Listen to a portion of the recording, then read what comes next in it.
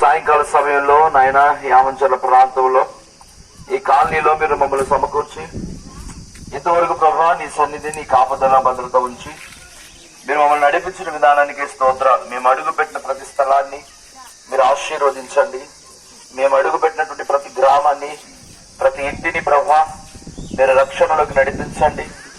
ఈ ప్రాంతము ఒక దినమున మీరు వచ్చినప్పుడు నీ రాకడకు సిద్ధపడడానికి కావలసినటువంటి కృపను ఈ ప్రాంతానికి మీరు దయచేయమని ప్రార్థన చేస్తున్నాను.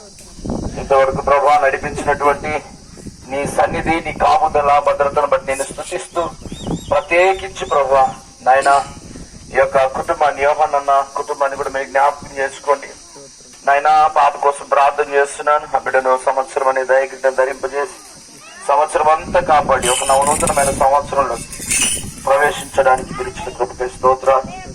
సంవత్సరంలో జరుగుతున్న కార్యములు నూతన పరచమని దేవుని యొక్క వాక్యం రాయబడిన రీతిగా భక్తుడు ప్రార్థించిన రీతిగా సంవత్సరం జరుగుతుండగా బిడ్డ జీవితంలో నూతనమైన కార్యములు జరిగించమని ప్రార్థన చేస్తూ ఈ సువార్తలో పాల్గొన్నటువంటి ప్రతి బిడ్డను మీరు దీవించి ఆశీర్వదించమని.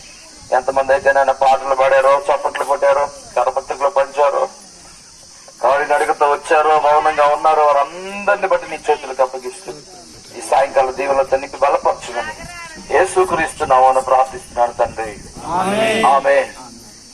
నా ప్రాణమ యెహోవాను సన్నిధించుము, నా త్రములు సమస్తమైన పరిశుద్ధ నామమును సన్నిధించుము.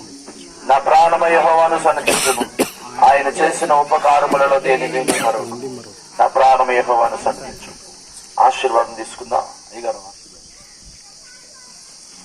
మా పరమ తండ్రి అయిన దేవుని ప్రేమ, మన ప్రభు అయిన యేసుక్రీస్తు కృప, పరిశుద్ధాత్మని అన్యోన్య సహవాసం సమాధానము ఇప్పుడు ఎల్లప్పుడూ మనకు మన కుటుంబాలకు సువార్త ప్రకటించిన గ్రామాలకును భూలోకంలో సర్వ పరిషదులకును మన ప్రభు యేసుక్రీస్తు సదాకాలం తోడు ఉండి కాపాడును గాక. ఆమేన్. హల్లెలూయా.